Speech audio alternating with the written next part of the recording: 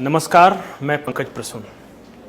अबू झारखंड कथा तबना सारी वीडियो नेलतुन पे इंद्रा से खय जोहार गे। दोस्तों, आपने कभी ज़मीन जिहाद या लैंड जिहाद का नाम सुना है? झारखंड में ये हो रहा है और बहुत बड़े पैमाने पर हो रहा है। ये लैंड जिहाद या ज़मीन जिहाद आखिर है क्या भला? पहले दो उदाहरणों से समझिए।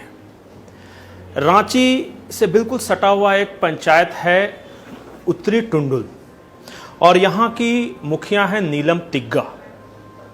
नीलम तिग्गा करीब 11 सालों से लगातार यहाँ मुखिया हैं उत्तरी टुंडुल की, और 2003 में उन्होंने शादी की यूनुस अंसारी जी से।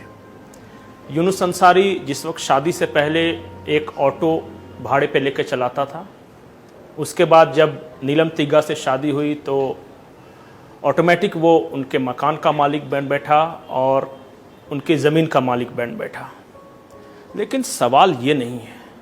सवाल ये है कि एसटी सीट, जो कि उत्तरी टुंडुल एसटी सीट रिजर्व है, वहाँ से यूनुस अंसारी की पत्नी लगातार मुखिया बन रही है। मैं बात कर रहा था ये नीलम तिग्गा की जो ये हैं देवरानी हैं।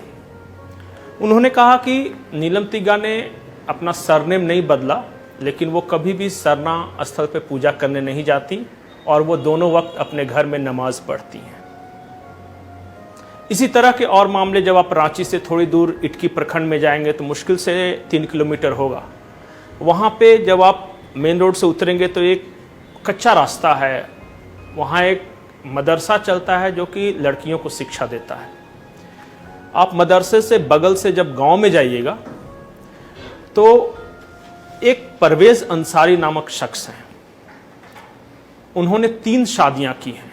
पहली पत्नी उन्हीं के कास्ट के मुसलमान हैं, लेकिन जो 2 पत्नियां हैं वो आदिवासी हैं। और शादी करने के बाद परवेज अंसारी एसटी ज़मीन के मालिक बन बैठे। और जब उस गांव के आसपास जाइएगा तो करीब 1 दर्जन ऐसे लोग हैं जिन्होंने बहुविवाह किया है, मतलब 1 से ज़्यादा पत्नियां हैं उनकी। पहली पत्नी मुसलमान और बाकी पत्नी वही ट्राइबल आदिवासी।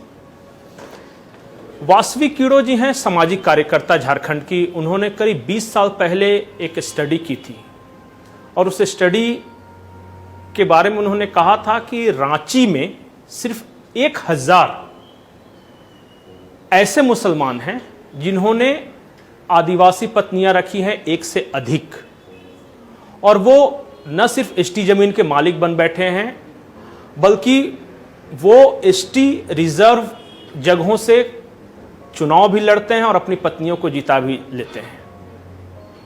वासवी कीड़ो का ही कहना है कि उस तबके में जो ये काम कर रहे हैं, एक टर्म है बियरर चेक, और इस तरह की शादी को बियरर चेक शादी कहते हैं। अमूमन होता यह है कि पहली पत्नी जो है, जो आरोप है, जो वासवी कीड़ो का जो स्टडी है उसमें कहते हैं पहली पत्नी को पत्नी का दर्जा हासिल है। लेकिन जिन आदिवासी लड़कियों से शादी की वो देखते हैं कि ऐसी आदिवासी लड़कियां हों जो नौकरी पेशा हों, जो कमा कर लाएं और प्रॉपर्टी वाली हों, जिनके पास ज़मीनें हों। इसी तरह एक India for rural development studies है।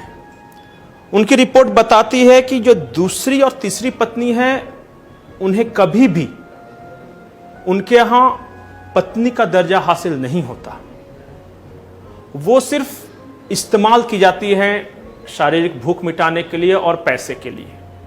ये हमारी स्टडीज नहीं है, ये India foundation for rural development IFRDS की स्टडी है। वासवी कीड़ो ने 20 साल पहले ये रिपोर्ट तैयार किया था। उस वक्त सिर्फ रांची में 1000 ऐसे परिवार थे। आज है 2022। आप खुद समझ सकते हैं।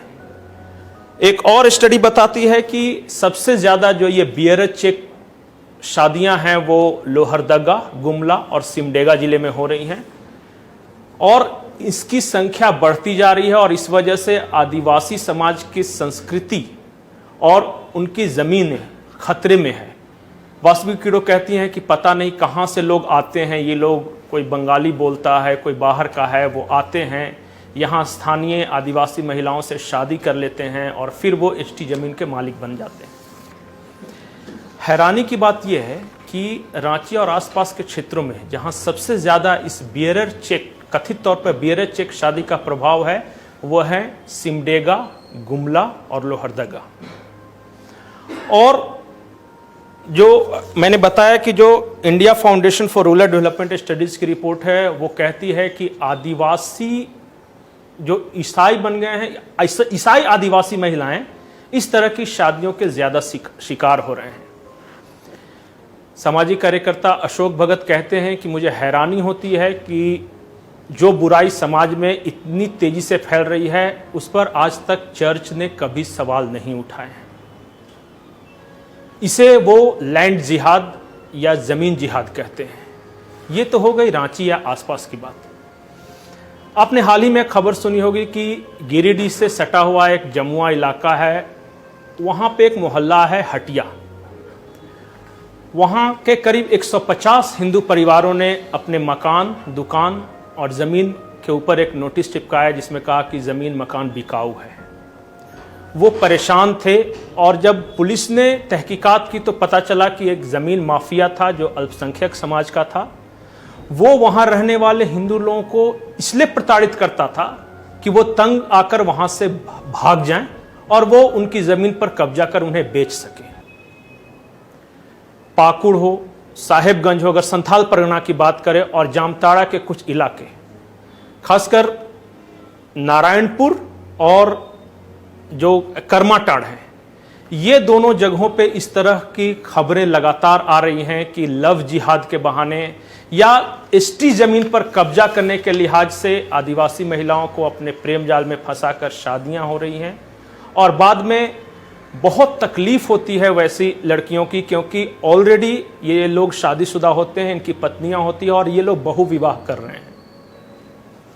तो झारखंड हमारा अपना राज्य है, यहाँ हम हमेशा नारे सुनते हैं आदिवासी मूलवासी का राज होगा, लेकिन जब आदिवासी संस्कृति पे इस बियरर चेक या कथित तौर पर ज़मीन जिहाद थोपा जा रहा हो तो क्या आवाज़ नहीं उठनी चाहिए? नमस्कार।